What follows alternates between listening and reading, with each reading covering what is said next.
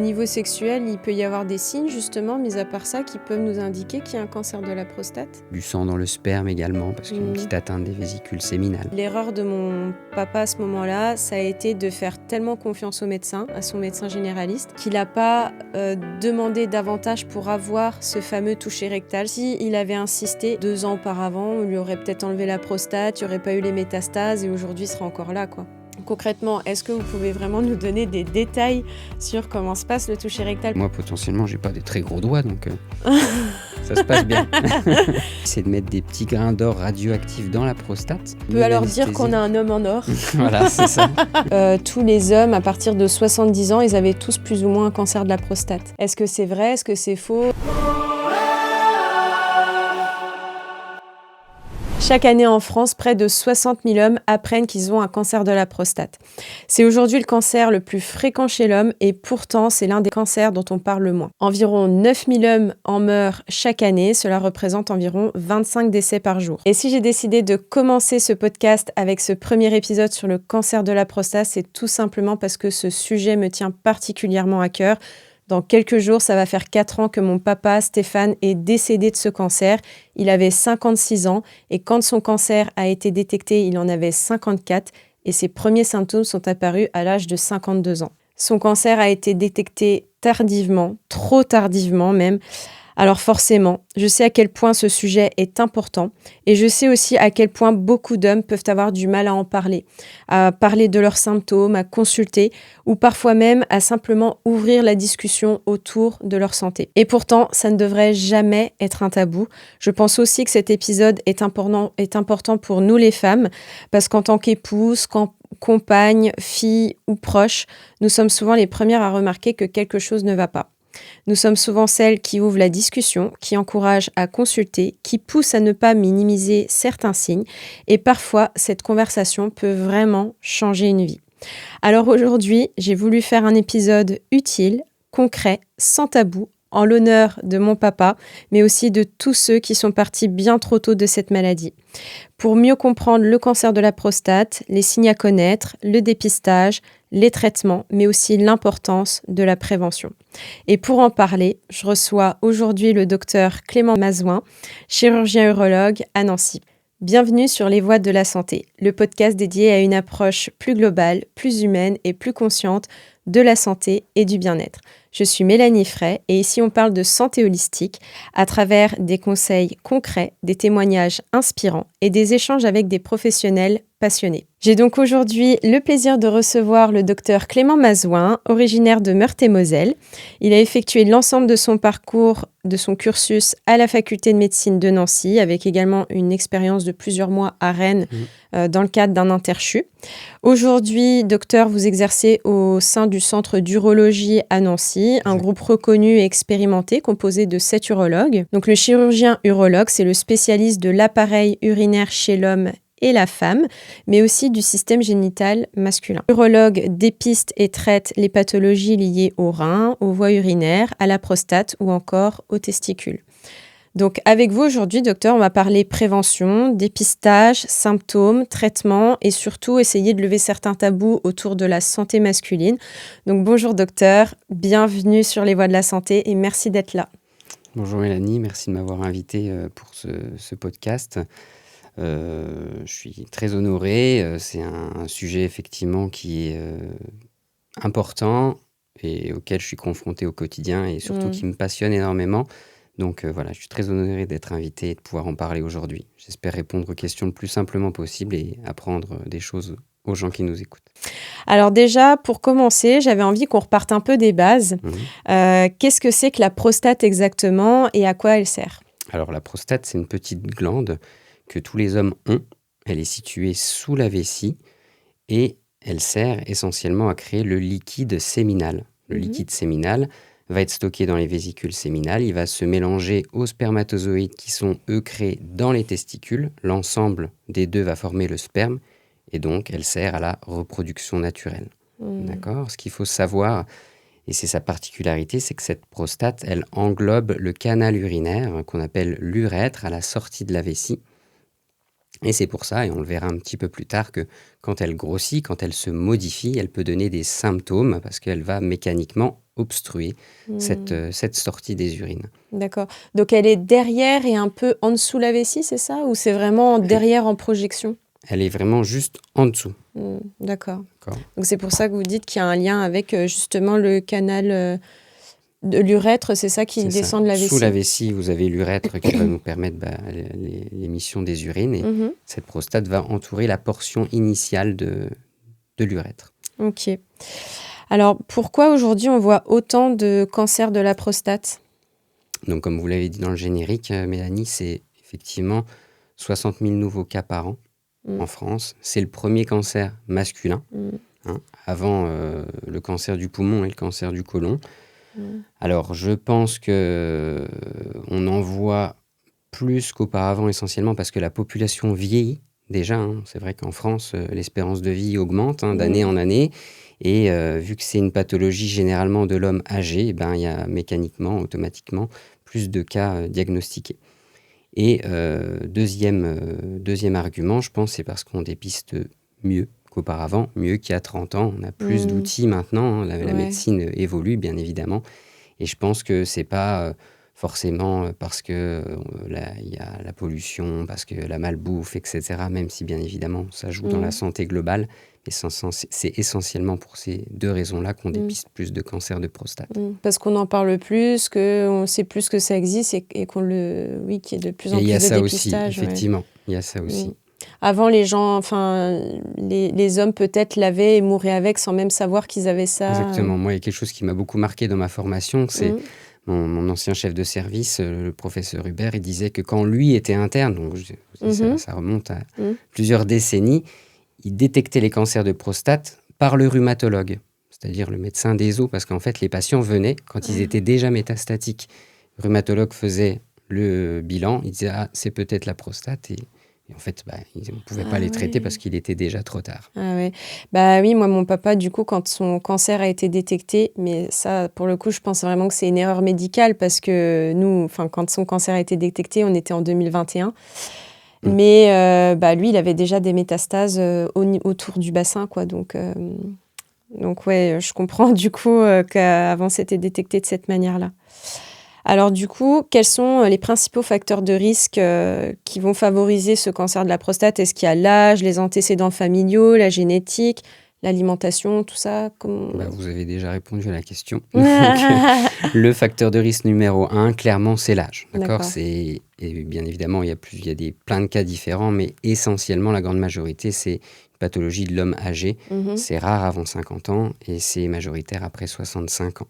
Deuxièmement, c'est effectivement les facteurs génétiques, héréditaires. Si vous avez un parent qui est atteint au premier degré, donc un frère, père, oncle, ça multiplie le risque potentiellement par 2.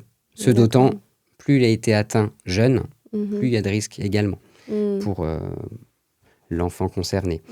Et donc moi, par exemple, vous voyez, mon frère, ça voudra dire que, ou même mes cousins, ça voudrait dire que typiquement, il faudrait qu'ils commencent à faire du dépistage à partir de quel âge? 45 ans. Ah, dès 45 ans. Ok. Ouais, c'est intéressant à savoir. Ouais. Parce que votre papa a été atteint malheureusement tôt. Bah ouais. Et probablement d'une forme agressive, parce que c'est rare aussi d'être à la fois tôt et à la fois agressif d'emblée. Ok. Donc, si vous avez un frère, effectivement, je conseillerais plutôt dès partir de 45 ans. D'accord.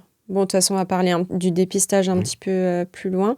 Il y avait d'autres facteurs de risque pour terminer. Donc, il y a aussi certaines familles qui ont des mutations génétiques. Bon, là, on ne va pas rentrer dans les détails, c'est un peu trop compliqué, mais là, c'est des hommes avec des mutations, notamment d'un gène, le BRCA2. Il faut qu'ils se fassent dépister encore plus en amont. Et puis, c'est à peu près tout.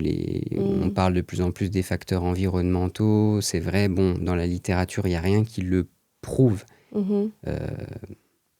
vraiment. Mais de toute façon, prendre soin de sa santé globale, c'est pas vous qui allez me contredire, c'est très important. Et parce que moi, j'avais entendu, par exemple, que tous les hommes, à partir de 70 ans, ils avaient tous plus ou moins un cancer de la prostate. Est-ce que c'est vrai? Est-ce que c'est faux? Est-ce que c'est un amalgame de dire ça? Pourtant, c'était un médecin qui avait dit ça, hein, un médecin généraliste Oui, qui m'avait dit ça. c'est pas tout à fait faux. C'est Ok. pas tout à fait faux. C'est difficile de dire que tout le monde va Ouais. l'avoir. Généralement, après 80 ans, c'est vrai qu'il y a potentiellement chez beaucoup d'hommes, il y a quelques micro-foyers de cancer de prostate. Ah, Mais voilà, c'est le dépistage, comme pour les cancers du côlon ou du sein, c'est l'important, c'est jusqu'à 75 ans. Si vous le dépistez à 80 ans, c'est pas ça qui va mettre en péril votre espérance de vie. ouais. Probablement que le patient à 80 ans, il a d'autres antécédents, d'autres problèmes, il va mourir d'autres choses et pas du cancer de la prostate. Mm. Et diagnostiquer, faire du surdiagnostic et donc du surtraitement, surtout à l'âge-là, Mm. voilà, quelle est la limite? Ça reste une question pas toujours facile parce que des fois, on reçoit des patients en consultation qui ont parfois 90 ans et qui viennent pour élévation du taux de PSA. Mm. Et là, pour le coup, je pense que là, le dépistage, il devrait être fait avant et au bout d'un moment, il faut que ça s'arrête parce qu'après, on sait plus quoi faire. Est-ce C'est qu'on le lié- traite? Est-ce qu'on le traite pas? Est-ce qu'on fait Ouais. rien? C'est difficile. Parce que dans ce contexte-là, en fait, c'est lié tout simplement au vieillissement naturel. Enfin, est-ce qu'on peut dire que c'est lié au vieillissement naturel de la glande. prostate? Ouais. Exactement. Ok, d'accord. Ok. Mais bon, c'est vrai que pour autant, c'est peut-être plus spécifique à la prostate qu'à une autre glande, parce que la thyroïde, quand on vieillit, on n'a pas forcément un cancer de la thyroïde, quoi. C'est vrai. Donc, Exactement. c'est spécifique à cette glande-là, quoi, C'est finalement. spécifique à cette glande-là parce qu'en fait, elle se modifie. Ok. À partir de 50 ans, on en parlera un petit peu plus tard, elle va automatiquement, chez beaucoup d'hommes, gonfler, prendre du volume. Et ça, c'est un L'hypertrophie de la mécanisme. prostate. Exactement. Et ça, c'est un mécanisme hormonal. Et D'accord. donc, c'est aussi par le biais de ce mécanisme que potentiellement, cette glande-là, par rapport à la thyroïde, peut développer plus de foyers cancéreux avec l'âge. D'accord. Alors, on entend souvent dire aussi que c'est une maladie justement d'homme âgé. Est-ce qu'on peut malgré tout développer un cancer de la prostate relativement jeune et à partir de quand il faut commencer à être attentif? Alors, la réponse est oui, Oui, puisque oui. de toute façon, tout existe dans la vie. Des cas rares, il y en a et il y en aura toujours. Ok, mais en règle générale, avant 50 ans, c'est extrêmement rare. Vous en avez déjà eu, vous, des patients avant 50 ans qui avaient... Non. Non, et vous avez des collègues ou je sais pas, des confrères un peu plus âgés, qui ont plus d'expérience, qui ont déjà eu des patients Oui, bon, on parle, c'est sûr, il y en a eu traités Ok. au centre. Ah oui. Et la dernière, cette semaine, j'ai traité un patient qui avait 54 ans. Donc voilà, c'est jeune. Oui. Hein, c'est clairement jeune, mais dans la majorité des cas, l'âge médian, c'est 68 ans. D'accord. Ok.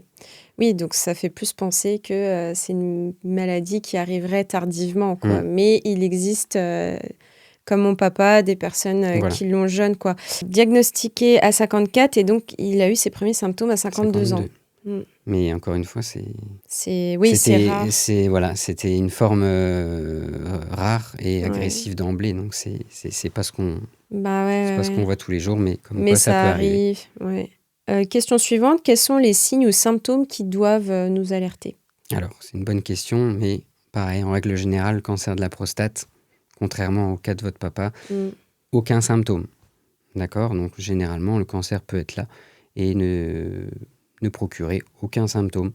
La majeure partie des patients que je vois et que je suis en consultation, eux, souffrent d'hypertrophie bénigne de prostate. Donc, c'est ce fameux mécanisme qui, à partir de 50 ans, fait gonfler la glande, du coup, obstruction du canal urinaire. Et là, on va avoir des symptômes. Quels sont les symptômes? Donc, une difficulté à uriner. Le jet n'est plus aussi spontané et fort qu'auparavant. Il faut parfois un peu pousser pour avoir la sensation de vider sa vessie. Ou parfois, d'ailleurs, pousser, mais ne pas avoir la sensation d'avoir une vessie vide. Y aller plus souvent la journée, se relever la nuit, avoir des brûlures en urinant. Et puis, dans de cas encore un peu plus rares, ça peut être du sang dans le sperme également, parce qu'il y a une petite atteinte des vésicules séminales. Des troubles de l'éjaculation aussi, j'avais lu. Oui, ça peut, c'est plus rare, ça peut effectivement brûler, avoir une sensation plus douloureuse et plus naturelle, pas comme avant en tout cas. Ok. Au niveau sexuel, il peut y avoir des signes justement, mis à part ça, qui peuvent nous indiquer qu'il y a un cancer de la prostate? Non, généralement, la dysfonction érectile, c'est pareil, ça vient avec l'âge, mais c'est pas du tout dépendant du cancer de la prostate. Ok. Donc, ce qu'il faut dire aussi, c'est quand même rassurer les gens, c'est que généralement, si vous avez des symptômes qui apparaissent, c'est probablement dû à l'hypertrophie de la prostate, c'est pas le cancer, Ouais. parce que lui, le cancer, il est généralement asymptomatique. Mhm. Mais du coup, c'est là que le dépistage a un sens, parce que c'est pas parce qu'on n'a pas de symptômes qu'on ne doit pas se faire dépister. Oui, oui, c'est aussi important, mais c'est aussi important quand même de dire, même si certainement dans la majorité des cas, ce genre de symptômes peut faire penser à une hypertrophie, ça peut aussi être un cancer. Moi, c'est ça que j'ai surtout envie d'appuyer parce que mon papa, quand il a consulté à 52 ans avec ces symptômes-là, le premier réflexe du médecin, ça a été de lui faire une prise de sang pour contrôler les PSA. Les PSA, le taux de PSA était normal. Et comme mon père était sportif, enfin tendance sportive, qui mangeait plutôt bien, qu'il avait une bonne hygiène de vie, Il n'a pas pensé à ça. bah non, son médecin lui a dit, écoutez, monsieur Frey, vous êtes jeune, voilà, c'est le stress, c'est la fatigue, mais c'est bon, tout va bien, quoi. Et voilà, alors que mon père avait des symptômes. Je sais maintenant ce qui s'est passé, mais je ne veux pas non plus rentrer trop dans les détails, c'est un peu compliqué, mais parfois il y a les formes agressives. On parle souvent de cancer indifférencié, ça veut dire que le PSA peut être normal en fait. Voilà. Et ça, c'est important que vous le disiez. C'est important que vous le disiez parce que je pense que l'erreur de mon papa à ce moment-là, ça a été de faire tellement confiance au médecin, à son médecin généraliste, qu'il n'a pas demandé davantage pour avoir ce fameux toucher rectal, ce dépistage auprès d'un urologue, alors que s'il avait insisté, et franchement, ça n'aurait rien coûté à son médecin généraliste à ce moment-là de lui prescrire, de le renvoyer vers un confrère. En fait, je me dis peut-être qu'à ce moment-là, 2 ans auparavant, on lui aurait peut-être enlevé la prostate, il n'y aurait pas eu les métastases et aujourd'hui, il serait encore là, quoi. Difficile de savoir, mais ça aurait pu être fait différemment. Ouais, donc voilà, donc c'est important qu'on en parle aujourd'hui et c'est sur ça que je voulais vraiment insister, c'est que si vous avez des symptômes vraiment ou que vous voyez que votre mari a des symptômes, osez aller en parler à votre médecin généraliste de premier abord. Et puis, parce qu'en général, on en parle au médecin généraliste et lui nous renvoie vers l'urologue. Oui, Comment généralement, ça se c'est passe ? ça le parcours de soins. C'est plutôt parce que le médecin généraliste, c'est aussi du commun pour lui. Il en voit beaucoup et il dose, il fait pareil, le dosage du PSA. S'il y a le moindre doute ou moindre problème, il nous l'envoie. Parce qu'effectivement, les médecins généralistes, maintenant, ne font plus le toucher rectal. Ils nous l'envoient assez facilement. Donc, pas hésiter, si vous avez des symptômes et que le dosage en PSA reste normal, à demander vraiment une consultation avec un urologue. Donc, le problème, justement, c'est que ce cancer peut aussi rester très silencieux longtemps. Et pourquoi, alors ? Alors, pourquoi ? Parce que la prostate, elle est faite de 2 parties, en fait, ce qu'on va appeler la zone périphérique, donc l'entourage, le contour de la prostate, et la partie centrale, la partie adénomateuse. La partie centrale, c'est celle qui va venir potentiellement comprimer l'urètre quand elle va grossir avec le temps, alors que la zone périphérique, elle, le contour, il reste identique. C'est comme une coque ? C'est comme une coque. Et généralement, le cancer de la prostate, il démarre dans la coque. Donc, s'il démarre dans la coque, il peut être là pendant plusieurs mois, plusieurs années et ne pas procurer de symptômes. D'accord. Ok, donc c'est ça qui fait que ça peut rester silencieux. Voilà, il ne démarre pas dans la zone adénomateuse, il démarre dans la coque. Et c'est une fois qu'il migre dans la zone adénomateuse que là, il va y avoir des symptômes. Je pense que c'est ce qui s'est passé chez votre papa, c'est que c'était une forme agressive d'emblée. Il s'est propagé assez rapidement dans la prostate. Ça lui a donné des symptômes urinaires. Et puis ensuite, la maladie a diffusé dans d'autres zones que la prostate. On ne parle plus de maladie localisée, mais du coup métastatique. C'est ça, ouais.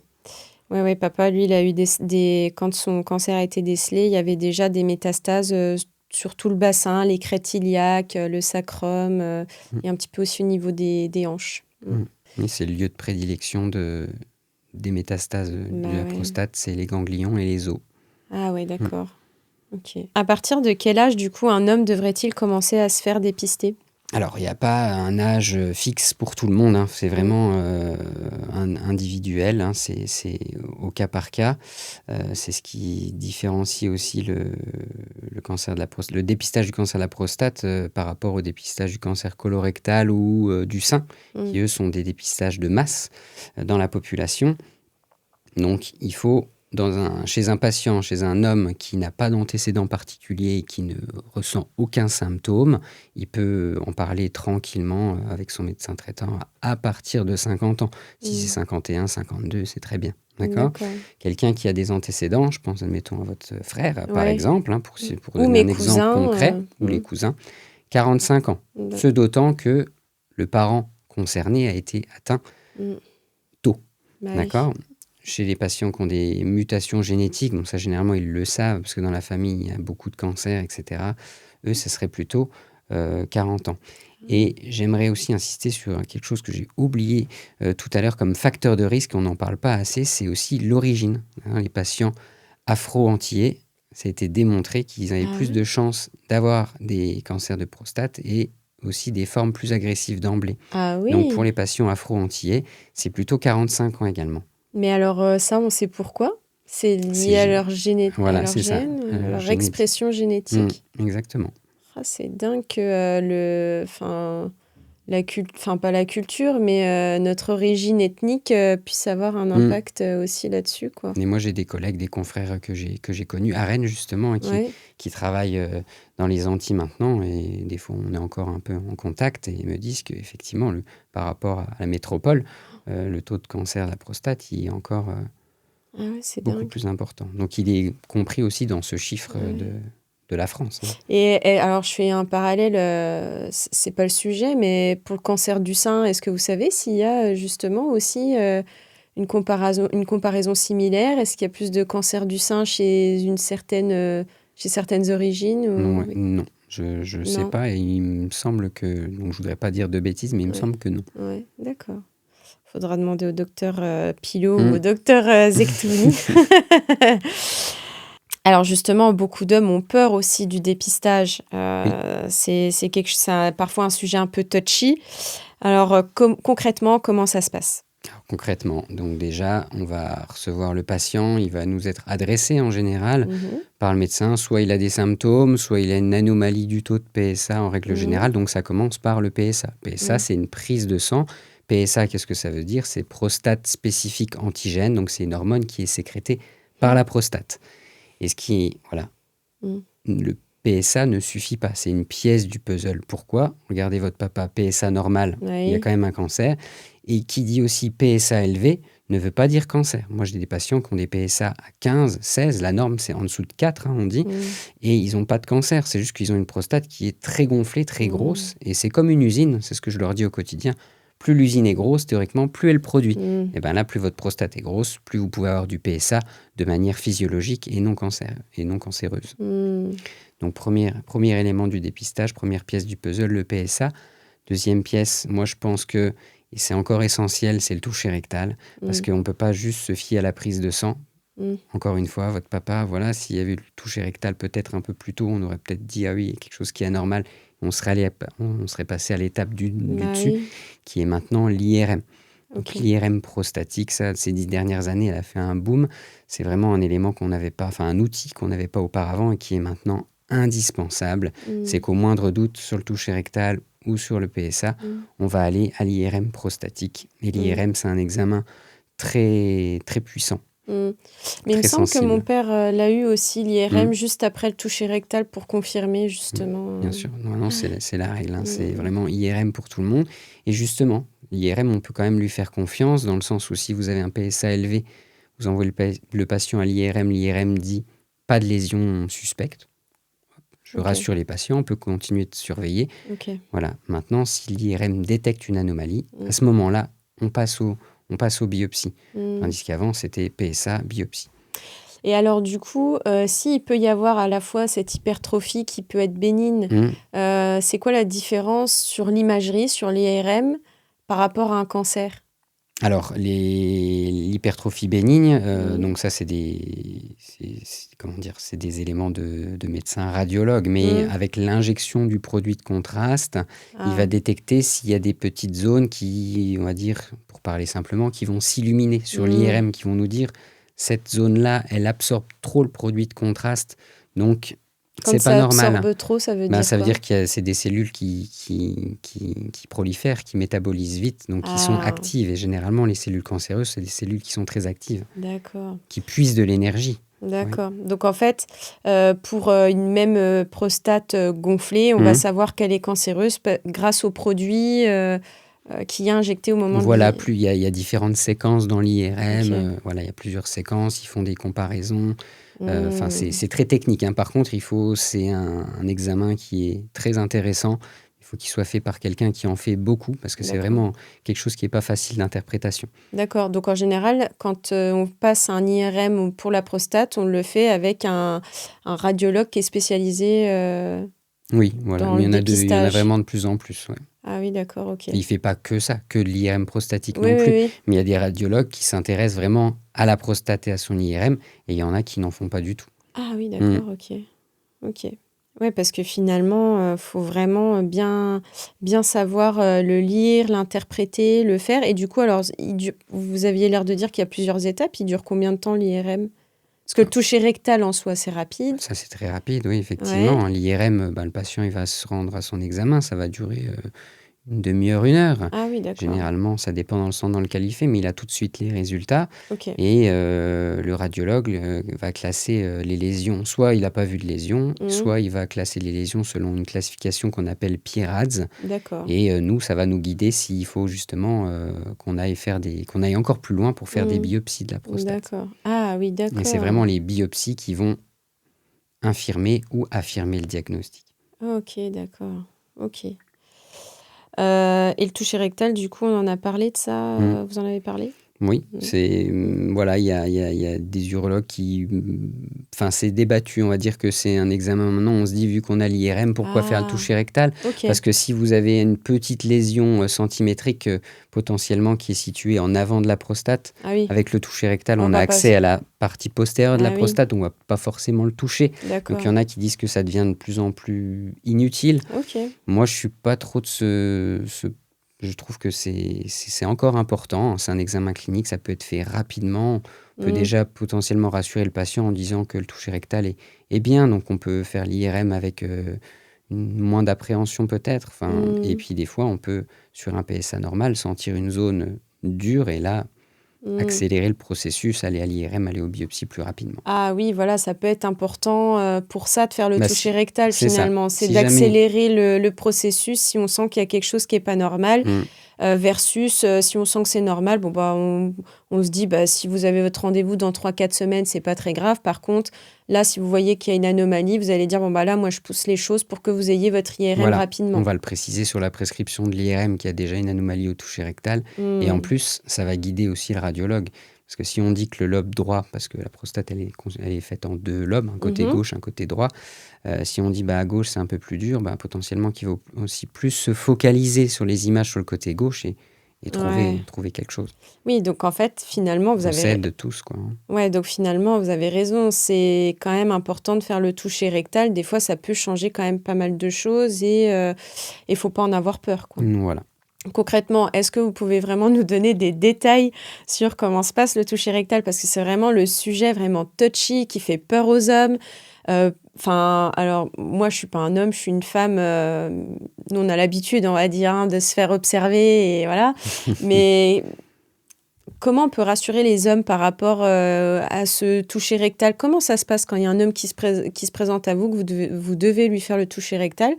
Dans quelle position il est? Qu'est-ce que vous faites? Enfin, expliquez-nous un petit peu. Alors, il y a plusieurs façons, plusieurs installations Mhm. possibles. Je vais décrire la mienne. Alors, déjà, on voit la différence entre les patients qui ont l'habitude d'être suivis, qui viennent au cabinet Ouais, de manière annuelle. Bon, ils savent que de toute ouais. façon, je vais les Ils vont y examiner comme passer. ça. Et ils savent comment ça se passe Ouais. et ils n'ont plus aucune appréhension, en Oui, fait. bah oui. Contrairement à la première fois Ouais, où qu'est-ce que je vais faire, comment ouais. ça se passe, etc. Mm.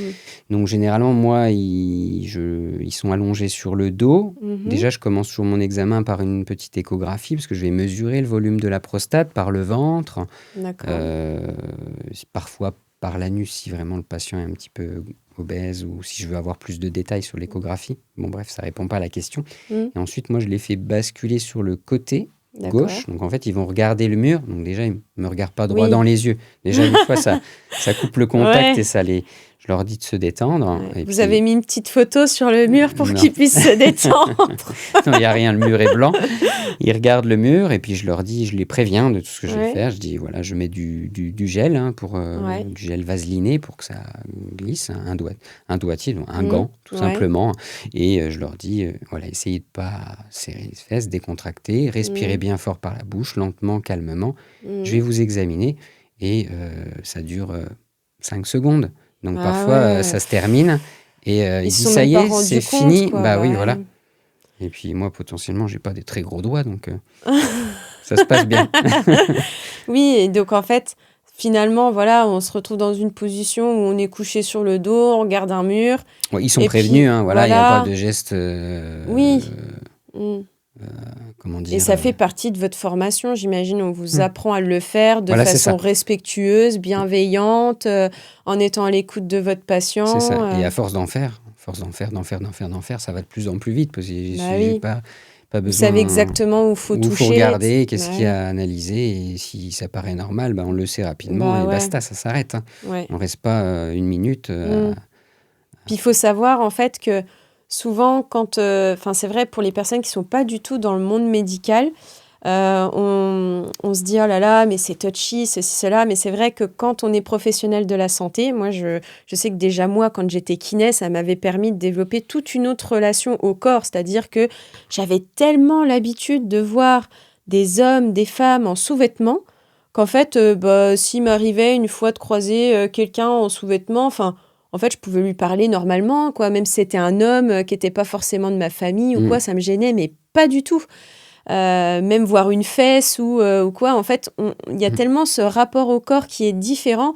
Et c'est ça aussi, je pense, qui est important, c'est que quand on arrive peut-être au cabinet d'un professionnel de santé, que ce soit homme ou femme, on vient avec nos appréhensions. Mais ce qu'il faut bien vous dire, c'est que le professionnel de santé que vous avez en face, lui, il n'a pas du tout le même rapport au corps. Pour lui, c'est un corps, en fait. C'est votre objet de travail, enfin, entre guillemets, dans le sens où vous avez tellement l'habitude, c'est...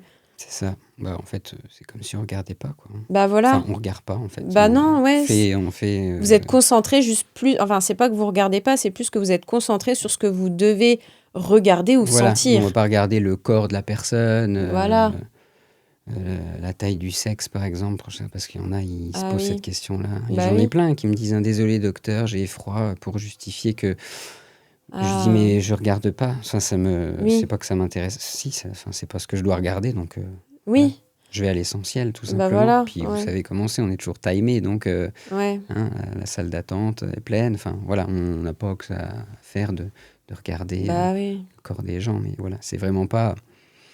Enfin, je veux dire... C'est difficile, je pense, d'enlever cette barrière, cette pudeur que Ouais. peuvent avoir certaines personnes. Mais encore une fois, on voit bien la différence entre les premières fois et ceux qui sont suivis habituellement. Là, il y a vraiment plus ce problème. Hein. Ah oui, Une oui, fois que oui. la relation de confiance est établie. Ils sont tout nus, ils vous parlent tranquille devant vous. Des fois, il y en Mais- a, je leur dis, mais vous pouviez garder votre t-shirt, il n'y Bah avait pas oui. besoin de se mettre tout nu. Bah oui, mais je vois, moi, c'est pareil. Enfin, je veux dire, quand j'ai fait mon suivi avec le docteur Ariane Zektouvni pour ma grossesse, bah c'est sûr, au début, voilà, on se déshabille dans le coin, machin, tout. Puis après, en fait, on a tellement l'habitude, on la connaît bien. Il faut dire en plus qu'Ariane, elle nous met facilement à l'aise. Bah, en fait, je me retrouvais des fois à me relever toute nue, à lui parler, comme si, voilà, quoi, on parlait dans son salon. Donc, c'est vrai qu'il y a aussi ce rapport du fait que plus on a confiance et qu'on voit après régulièrement notre professionnel de santé, et plus, en fait, ça vient enlever cette barrière mentale. Mais après, je pense que ce que vous dites, c'est important parce que entre les femmes et les hommes, il y a encore quelque chose de différent. C'est qu'il y a tout ce, je sais pas, tout ce truc-là que les hommes, ils se font autour, effectivement, de leur sexe, la taille de leur sexe, des comparaisons qu'il peut y avoir par rapport à ça. Et c'est bête, en fait, parce que là, en fait, faut se dire que, on vient vous voir, mais pour quelque chose qui a rien à voir avec ça. Enfin, sauf si, justement, parce qu'on l'a dit tout à l'heure, hein, l'urologue, c'est aussi le spécialiste de l'appareil génital masculin. Donc, effectivement, s'il y a un problème aux testicules, c'est ça que vous allez regarder. Évidemment. Et encore que, quoi. Enfin, je veux dire, là encore, vous allez être focalisé sur qu'est-ce que vous devez chercher, quelle est l'anomalie, qu'est-ce qui n'est pas normal, etc., Voilà. quoi. Et généralement, voilà, c'est déjà terminé parce qu'en fait, on va vite, on a Bah l'habitude ouais. et ça va très vite. Ouais, oui. Alors oui, justement, je rebondis sur le dépistage aussi. On entend parfois des avis contradictoires sur le dépistage du cancer de la prostate ou le PSA. Pourquoi ce dosage, il fait débat et... Bah, il fait des bases parce que, comme je l'ai dit, on peut Ouais. avoir un cancer à PSA normal et ne pas avoir de cancer avec un PSA élevé. Mm, Donc c'est vraiment ça, sauf que avant il n'y avait pas beaucoup d'outils. mm. Hein, donc PSA anormal était égal à biopsie de prostate, parce qu'il n'y avait pas Bah d'autres. oui. Donc je pense qu'il y a beaucoup d'hommes qui ont eu des biopsies avec les complications que ça peut impliquer, Bah comme tout oui. acte technique, hein, Mm, médical. mm, Beaucoup de biopsies potentiellement pour rien, mais en même temps, on ne pouvait pas faire autrement parce qu'il n'y avait rien d'autre. Maintenant, on a accès facilement à l'IRM, donc encore une fois, le PSA, c'est une seule pièce du puzzle. Toucher rectal, en fonction de ce qu'on mm, pense du toucher rectal, moi je le fais systématiquement. IRM, et si IRM douteuse, à ce moment-là, on va aux biopsies. Donc déjà, mm, on diminue drastiquement le nombre de biopsies, mm. et en plus, la biopsie, si on sait dans quelle zone il faut préférentiellement taper, enfin aller chercher le tissu, eh ben, ça va en plus guider et améliorer la qualité de la biopsie. Mm. Donc PSA seul, effectivement, c'est pas possible. Bah oui. Maintenant, il y a d'autres outils Mm. et qui sont indispensables. Mais du coup, c'est fou, hein. Vous voyez, là, plus je vous parle, enfin, déjà avant, je m'en doutais et je le savais, mais je me dis, en fait, le médecin de mon père, il a vraiment fait une erreur médicale, quoi. Alors je peux pas Oui. dire ça et je connais pas le dossier, donc je vais pas m'exprimer là-dessus. Mm, Mais ce que je veux dire aussi, c'est que potentiellement ça m'arrivera peut-être aussi un jour. On voit mm, tellement de monde, on essaye de traiter les gens le mieux possible, mm. et c'est vrai que c'est la crainte de tout médecin de passer à côté d'un diagnostic. C'est Ouais. vrai. Mais vous pensez pas que justement aussi, il y a peut-être le fait que vous voyez tellement de monde et que vous avez tellement de travail que des fois, justement, il y a un petit peu cette écoute qui est tellement importante auprès du patient qui peut passer un peu à la trappe. Et là, en l'occurrence, c'est ce qui a fait défaut pour mon père, c'est que l'écoute n'était pas assez présente, dans le sens où mon père, lui, se plaignait vraiment qu'il Mm. avait des symptômes et qu'il sentait vraiment qu'il y avait quelque chose qui allait pas. Alors effectivement, si bon, il était jeune, sportif, Bah on ouais. pense pas du tout à ça en premier lieu. Bah, alors c'est sûr que s'il vient une fois, on peut peut-être un peu passer à côté, mais c'est sûr que si le patient revient, insiste, bon, voilà, il faut peut-être Ouais. aller un peu plus loin. Encore, Mm. je referai pas l'histoire et j'incrimine Non. personne parce que je connais pas le dossier, Bah mais oui. je comprends qu'il y ait Mm. des regrets dans tout ça. Ouais, ouais, non, non, après moi non plus, hein, je suis pas là pour refaire l'histoire, mais ce que je veux dire, c'est que c'est important, je trouve, de la part du médecin de toujours réussir à faire un reset pour chaque patient et à réussir à accueillir le patient tel qu'il est aujourd'hui et qu'est-ce qu'il me dit aujourd'hui. Et je Mm, trouve que ça, c'est important parce que bah, les médecins, enfin, vous n'êtes pas infaillibles, vous êtes des êtres humains, en mm, fait. Et je pense que c'est aussi important, nous, en tant que personnes qui sont pas du tout professionnelles de la santé, d'avoir quand même ça dans un coin de la tête. Parce que je pense que mon père, justement, il a toujours placé, vous savez, les médecins comme euh, les gens qui sont au-dessus de tous, voyez, parce qu'ils savent tous, et les médecins, ils connaissent le corps, ils savent ce qu'il faut faire, ils savent ce qui est bon, ils savent c'est quoi la maladie, comment la traiter. Donc mon père, il a toujours placé les médecins au-dessus de tout, et d'ailleurs, il rêvait que je devienne médecin. Et je pense que c'est ça aussi un peu l'erreur, il faisait tellement confiance à son médecin qu'il n'a pas osé contredire, il n'a mm. pas osé insister. Alors que, bah, je veux dire, on peut avoir un jour un médecin, le même médecin, hein, il va bien, il est hyper à l'écoute, il va être, voilà. Et puis, bah, un jour, un médecin, il est moins bien, il est Il un a peu des moins à soucis l'écoute. personnels, oui, Voilà, c'est enfin, je vrai. veux dire, faut pas oublier ça, faut pas Mm. oublier que les médecins, ce sont aussi des êtres humains qui ont leur propre tracas, leurs propres problèmes à gérer et que, en fait, personne n'est infaillible et que parfois, bah, faut pas hésiter à aller gratter un peu plus, Mm. là où on sent que, bah, Ou revenir si on sent que ça va pas. Vous voilà. voyez? Pour que Ouais, si on n'a on se pas eu dit, l'écoute, bon, lui, il est venu il y a 2 mois, 3 mois, je lui ai dit que tout allait bien et finalement il revient, ouais. voilà.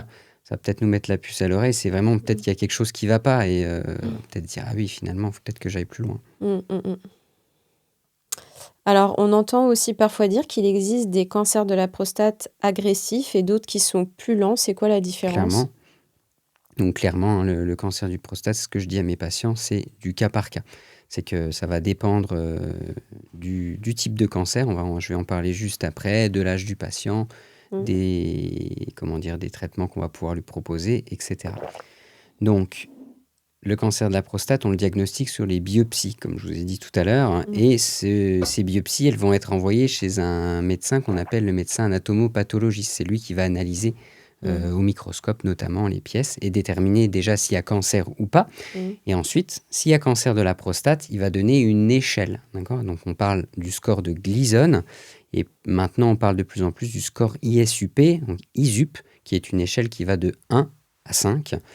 Et comme l'échelle de Richter pour les tremblements de terre, plus le score est élevé, plus le cancer est agressif. D'accord ? Ça va nous permettre de classer les cancers. Donc, grade 1, c'est les cancers à faible risque. Donc, et ça, c'est aussi une révolution. C'est qu'avant, dès qu'il y avait 1 millimètre de cancer, on pensait que c'était bien, qu'il fallait traiter tout le monde. Et ça, on s'en est rendu compte pareil. On pensait pas, c'était pas pour mal faire, c'est juste qu'on n'avait pas le recul nécessaire. Mais maintenant, les cancers de stade 1, on peut proposer ce qu'on appelle une surveillance active, c'est-à-dire pas de traitement, d'accord ? Pas d'ablation de prostate, pas de radiothérapie, mais juste une surveillance plus accrue que chez quelqu'un d'autre. Donc, on va refaire des IRM plus fréquemment et des biopsies plus fréquemment. C'est-à-dire, c'est quoi plus fréquemment ? C'est tous les 6 mois ? Alors, les recommandations, c'est à 1 an du diagnostic, on refait IRM et biopsie. Et si la maladie est stabilisée, semble ne pas évoluer, on peut à ce moment-là espacer la surveillance. Plus tardivement, c'est les biopsies tous les 3 ans. Et moi, j'ai des patients, ça fait 5, 6, 7 ans qu'ils sont en surveillance active. Donc, on sait qu'ils ont des microfoyers de cancer de prostate, mais c'est indolent, ça ne bouge pas. Donc, on ne va pas l'exposer à des traitements qui potentiellement peuvent lui donner des effets secondaires. Ça aussi, c'est une révolution. Donc, dans le cancer de la prostate, dans les 10 dernières années, il y a eu IRM et surveillance active. Avec cette échelle qui permet de bien catégoriser les différents stades de prostate. Et donc, où on peut dire aux patients, non, en fait, vous, ça va, vous êtes un stade 1, on va faire une surveillance active. Et ils y adhèrent assez facilement. Et, après, on met même de plus en plus de stade 2 dans la surveillance active. Voilà, c'est en cours. Après, à partir du stade 3, 4, 5, là, il faut faire un traitement. Et alors, justement, une fois qu'on sait qu'on est au stade 3, 4, 5 et qu'on passe au traitement, c'est quoi le traitement ? C'est tout de suite, il y a, je crois, hormonothérapie, radiothérapie, ablation. En fonction du stade, quel est le traitement ? Alors, il y a plein de traitements possibles.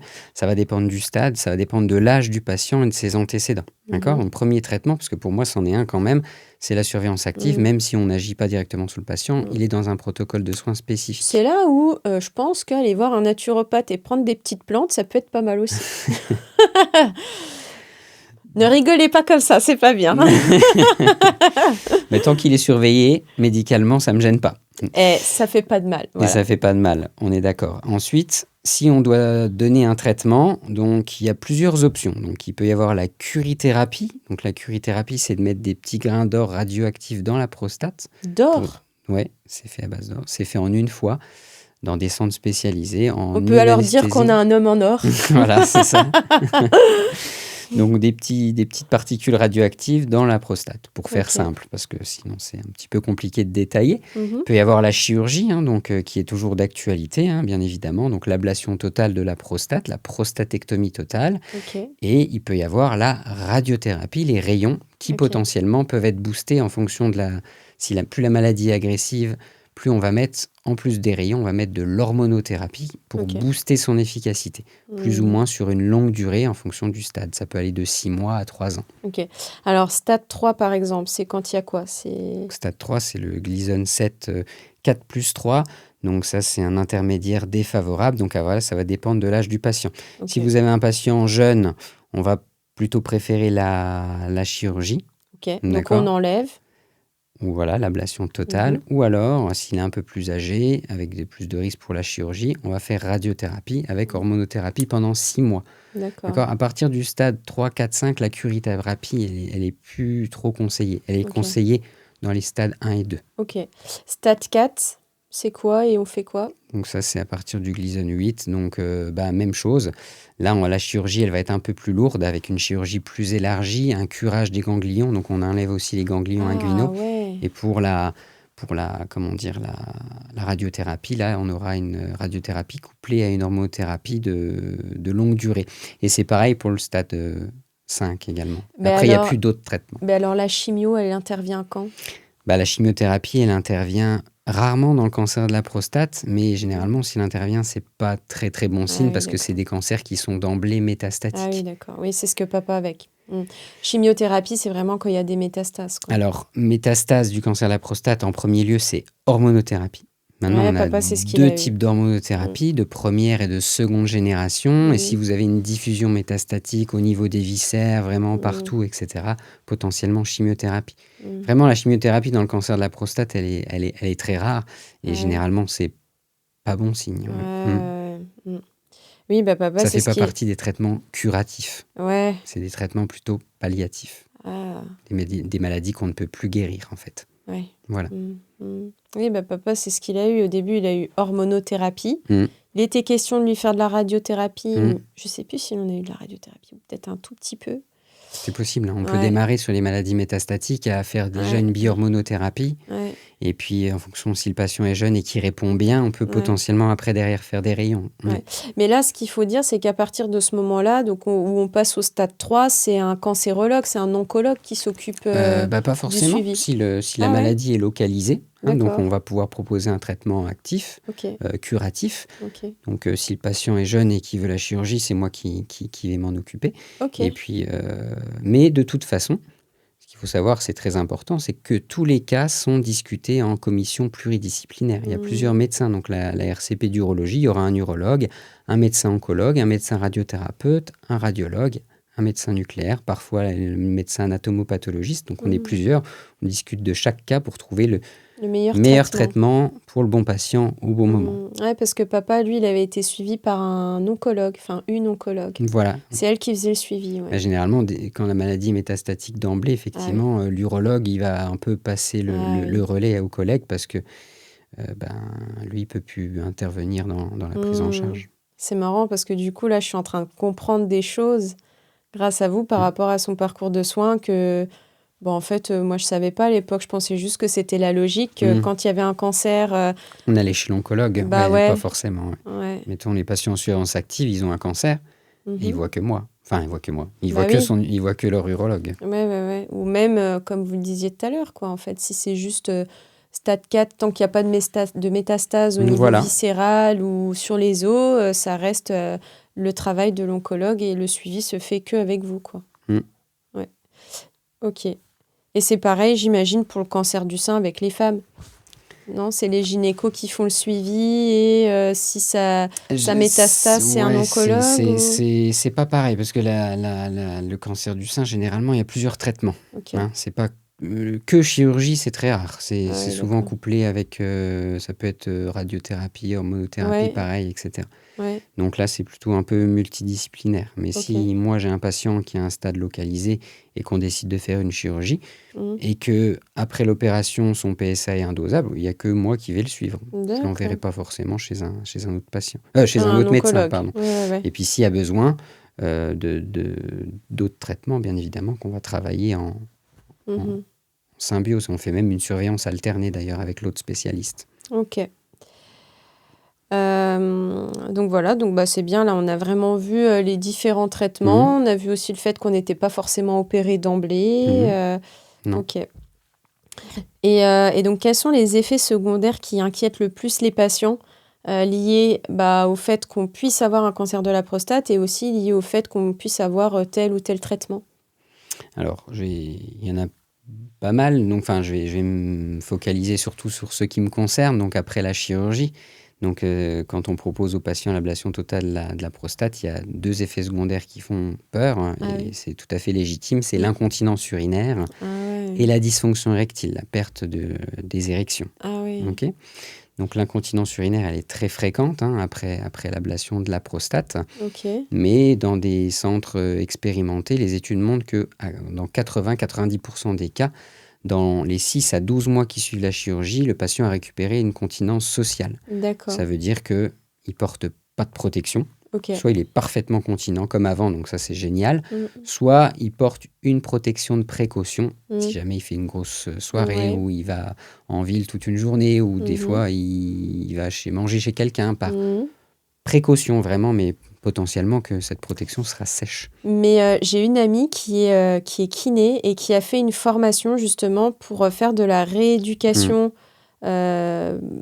urinaire, en Mm. gros, pour les hommes qui ont eu le cancer de la prostate. Enfin, Exactement. je crois que c'est rééducation urinaire et aussi anale, hein, il me semble. Ouais, c'est rééducation périnéale, on Voilà, appelle ouais, ça. c'est ça. Hein. Et effectivement, j'allais y venir parce qu'on en fait systématiquement. Donc moi, je fais faire des séances de kiné périnéale avant l'intervention Ok. et systématiquement après un mois de l'intervention. Et c'est la technique chirurgicale plus la kinésithérapie qui permet ça. Ok. C'est très important. Donc oui, c'est bien de savoir que certes, il y a ce petit effet secondaire-là, mais qu'on a les moyens après pour pouvoir rééduquer et faire en sorte qu'il y ait un Un confort et que ça redevienne à l'état antérieur. Ok. Ça, on arrive dans beaucoup de cas à l'obtenir. Ouais. Et alors, autre question, pourquoi l'opération, l'ablation de la prostate peut amener à des troubles érectiles? Parce que tout à l'heure, vous m'avez dit qu'il n'y avait pas forcément de lien entre les symptômes de troubles de l'érection et le cancer de la prostate. Donc, pourquoi là, finalement, Alors, ça vient jouer? pourquoi là? Parce que ce qu'on appelle les bandelettes vasculo-nerveuses qui va permettre les érections, c'est collé sur le côté, sur cette fameuse coque de la prostate. Ah. Donc quand on va intervenir, si c'est un cancer agressif, pour avoir un résultat oncologique satisfaisant, on ne peut pas se permettre de garder ce qui est collé. Donc on doit faire une chirurgie plus élargie.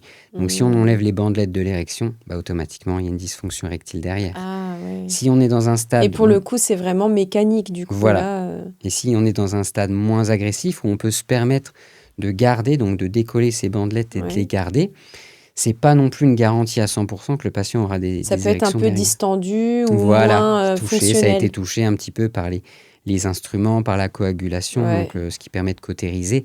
Et Ouais. voilà. Et puis, donc là, on peut moins promettre au patient, ouais. mais surtout, ça dépend aussi de son état érectile antérieur. C'est-à-dire Ouais. que s'il n'est pas opéré, mais qu'il a déjà des difficultés Mm.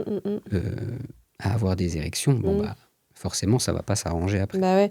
Parce que ça, vous diriez que ce cas-là, ça arrive surtout du coup chez les personnes âgées ou vous avez déjà justement opéré des personnes jeunes chez qui il y a... Parce que j'imagine qu'il y a des personnes jeunes aussi Il y a des personnes jeunes comme... qui se font opérer, Ouais. enlever la prostate et qui Mm. du coup, après, ont ces problèmes de Ouais. l'érection. Comme celui que j'ai opéré mardi matin, 54 ans. Ouais. Donc, on va se focaliser déjà sur le résultat pour qu'il ait plus de cancer, qu'il Bah soit en oui. rémission, Ah oui. qu'il récupère sa continence. Et après, on va axer le suivi sur l'érection. Mhm. Comment il se sent, comment il est. Si ça ne le satisfait pas, Mm. j'ai plein de moyens derrière. Hein. Maintenant, on a beaucoup de traitements. Donc, ça peut être les traitements médicamenteux classiques qu'on connaît, Ouais, le d'accord. générique du Viagra, etc. Ok. Ça peut être ensuite des prostaglandines, donc des médicaments là, qui se prennent plus par la bouche, mais des petits gels qui se mettent soit directement dans l'urètre, soit des piqûres. On va apprendre aux patients à se faire des piqûres dans la verge pour obtenir une érection. D'accord.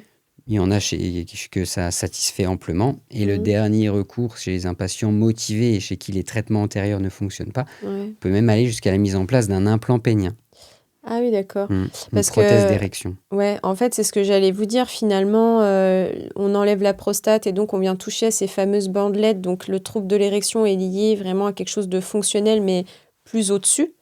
Et là, finalement, les traitements qui vont agir, c'est vraiment au niveau du pénis. C'est Voilà. plus en amont, quoi. Voilà, C'est... ça va agir sur les corps caverneux. Ouais, donc, Voilà. Exactement. D'accord. Oui, donc il existe des solutions. Il existe des solutions. Y a-t-il des choses concrètes que l'on peut faire pour réduire son risque? On entend parfois parler du stress, de l'alimentation ou de l'environnement. Est-ce que la science, qu'est-ce que la science nous montre réellement aujourd'hui par rapport à ça? La science, il n'y a pas d'études qui montrent un régime miracle ou quelque chose qui peut nous empêcher d'avoir le cancer de la prostate. Mais Là, comme pour tous les cancers, vous croyez pas? Exactement. Mais là, c'est plutôt une forme de santé globale. Hein. Ah oui. Donc, les mauvaises habitudes, comme il faut limiter malbouffe, sédentarité, prise de poids non contrôlée, alcool, tabagisme. Bon, ça, voilà, je ne fais pas une révolution en racontant ça. Ah oui. Et potentiellement que ça peut entraîner des formes, limiter les formes agressives, on va dire, et donc si on résume un peu ce qu'on a dit, c'est que moins c'est agressif, plus c'est Bah oui. soignable facilement. Mmh. Et c'est un peu pareil pour le stress, hein. Il n'y a Mmh. pas d'études qui montrent qu'un patient stressé chronique va avoir plus de cancer de prostate, Mmh. mais il va avoir potentiellement plus de pépins dans sa Mmh. vie de tous les jours. Et Mmh. ça, vous savez bien en Bah parler, hein. oui. Et puis c'est important aussi, je trouve, quand on a même au moment même où on a la maladie, si on fait subir à son corps des traitements, etc., c'est hyper important de le mettre dans les bonnes dispositions pour optimiser nos chances de guérison, que le corps arrive à bien se régénérer, à bien récupérer. Donc en fait, moi après, c'est le cœur de mon message, hein, l'hygiène de vie, le fait d'être acteur de sa santé. C'est bien. Mais du coup, ouais, je pense que c'est important aussi d'insister quand même là-dessus, Oui. sur le fait que, certes, quand vous allez voir votre médecin, votre urologue, et que lui, il met en place un traitement, vous avez aussi votre rôle à jouer, en fait. Parce que c'est pas juste le médecin et les traitements, c'est nous aussi qui avons notre propre pouvoir sur notre corps. Exactement. Super. Et si vous deviez laisser du coup un seul message aux hommes qui nous écoutent, mais aussi aux femmes qui les entourent, ça serait quoi? Alors pour les hommes déjà, je pense qu'il faut pas que la peur décide à leur place. Mm. Je pense que ça c'est vraiment le message clé, que maintenant on fait un dépistage intelligent, individualisé, que la médecine a progressé et qu'on ne fera jamais de choses on ne fera pas un projet auquel ils n'adhèrent pas. Mm. Enfin voilà, moi c'est ma façon de fonctionner en tout cas. Et pour les femmes qui les entourent, je pense qu'il ne faut pas harceler vos maris avec le dépistage de la prostate. Ouais, non, mais d'un autre côté, il faut pas trop harceler non plus, mais Ouais. elles ont je pense que vous avez un On a un pouvoir pouvoir, les énorme femmes, bien pour sûr. les traîner On en ouvre la consultation. discussion, on ouvre parler de sujets qui sont un peu tabous, qui sont touchy. Là, je suis sûre que ce podcast, après, moi, la majorité de ma communauté, ce sont des femmes, hein, mais je suis sûre que les femmes qui vont écouter ça, elles vont en retenir les principaux points. J'espère. Et elles vont pouvoir en faire un compte-rendu à leur mari, à leurs oncles, à leur papa, et c'est important, quoi. En tout cas, c'était pour ça que je voulais vous faire venir aujourd'hui, donc merci. Mais de rien. Et donc, est-ce que vous avez encore un autre message à faire passer, ou parce que je vous ai un peu coupé? Bon, message, non, voilà, c'est ce pouvoir de persuasion. C'est vrai qu'il est important, hein. C'est souvent que les premières fois, je les vois accompagnés avec la compagne, la femme, etc., la fille dans les cas où le patient est veuf. Ça peut être, et puis une fois que la relation de confiance est instaurée, ils viennent tout seuls comme des grands, donc il n'y a pas de problème. Voilà, donc il faut vraiment, je pense qu'il ne faut pas avoir peur. C'est pas un signe de faiblesse de consulter, c'est plutôt un signe d'intelligence. Exactement, ça c'est le très bon point pour terminer cette conversation. Donc merci beaucoup, docteur, d'être venu aujourd'hui. Avec plaisir. Je pense que grâce à vous, le regard de beaucoup de personnes va changer sur le cancer de la prostate, et c'est un très beau message de prévention. Donc merci pour votre présence et toute la valeur que vous nous avez apportée aujourd'hui. Merci beaucoup. Merci beaucoup d'avoir écouté ce podcast. S'il vous a plu et qu'il vous a paru utile, pensez à le liker, à l'évaluer avec 5 étoiles. Cela permettra de soutenir mon travail. Et bien sûr, partagez ce podcast à tous les hommes que vous aimez. Je vous remercie et je vous dis à tout bientôt sur les voies de la santé.